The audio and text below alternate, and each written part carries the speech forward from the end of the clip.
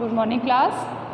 चलिए आज हम अपने संस्कृत व्याकरण में जो अगला टॉपिक है हमारा शब्द रूप, उसके बारे में पढ़ने वाले हैं। मैं आपको पहले इसका आज एक सामान्य सा परिचय देने वाली हूँ, फिर हम इनके शब्द रूप, संज्ञा शब्द रूप और धातु रूप को समझेंगे, जानेंगे। ठीक है, तो शब्द रूप के अंतर्गत आज हम करने वाले हैं संज्ञा शब्द रूप।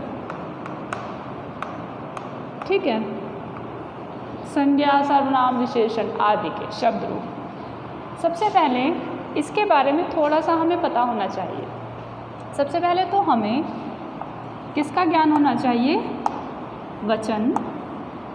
दूसरी चीज़ हमें ज्ञान होना चाहिए विभक्ति। ठीक है, वचन और विभक्तियों का हमें ज्ञान सबसे ज़रूरी है कि हमें पता हो कि कितने वचन होते हैं और कितनी विभक्तियाँ होती हैं। तो संस्कृत में वचन 3 होते हैं। संस्कृत में वचन के 3 भेद होते हैं। एक वचन, ठीक है, द्विवचन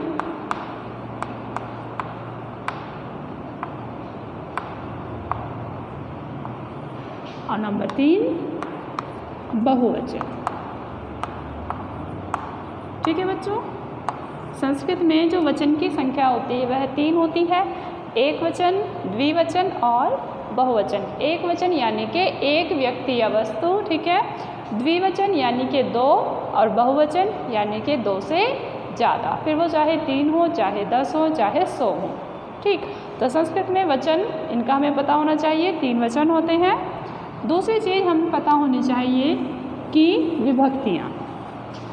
विभक्तियाँ कितनी होती हैं? विभक्ति होती हैं 7। ठीक है, विभक्तियाँ होती हैं 7।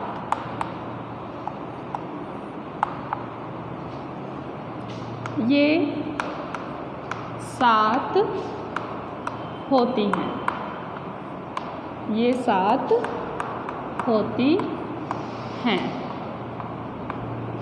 ठीक है, चलिए पहला प्रथमा, द्वितीया, तृतीया, चतुर्थी, पंचमी, षष्ठी, सप्तमी। ठीक है, विभक्तियाँ होती हैं हमारी 7। प्रथमा, द्वितीया, तृतीया, चतुर्थी, पंचमी, षष्ठी और सप्तमी।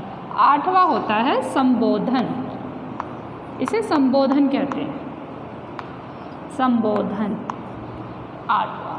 ठीक, तो विभक्तियाँ और वचन, ये हमें इसका ज्ञान हो गया कि सबसे ज़रूरी चीज़ क्या है किसी भी शब्द रूप को लिखने के लिए, कि हमें उसे 7 विभक्ति और संबोधन में लिखना है, प्लस 3 वचन में हमें उस रूप को, शब्द रूप को, संज्ञा शब्द रूप हो या सर्वनाम शब्द रूप हो, उसे लिखना होता है। ठीक है, चलिए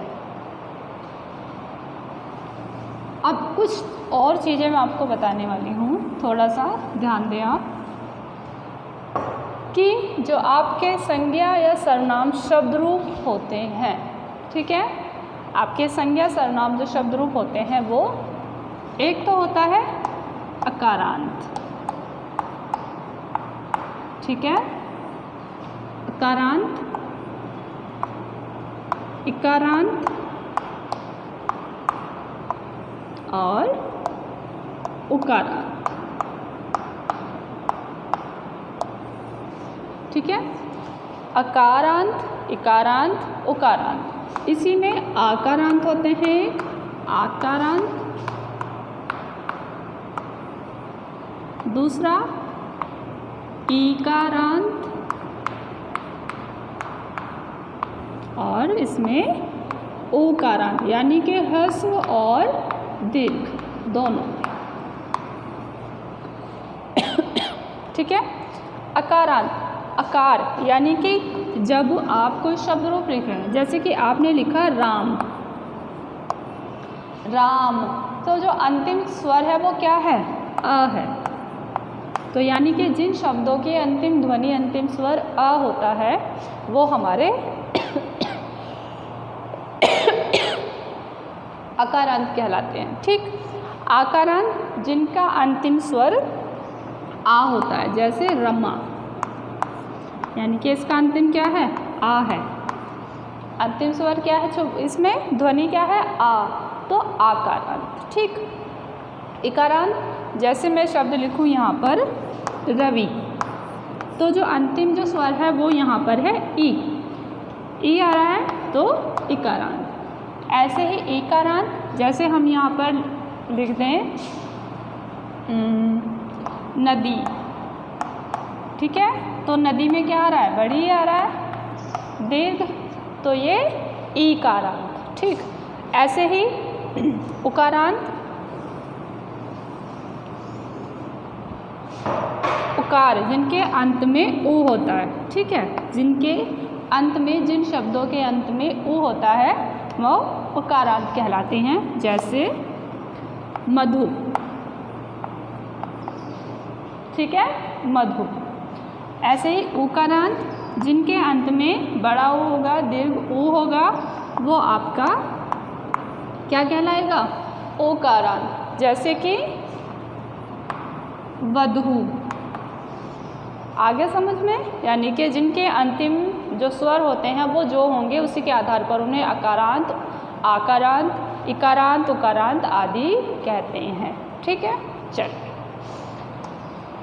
अब इसमें एक अगली चीज़ हम देखेंगे, जानेंगे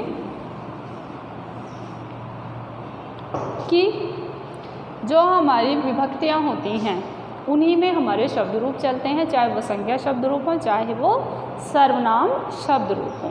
संज्ञा यानी कि प्रत्येक व्यक्ति, वस्तु, स्थान का नाम। सर्वनाम यानी कि जब संज्ञा के स्थान पर हम जिन शब्दों का प्रयोग करते हैं वो सर्वनाम कहलाते हैं।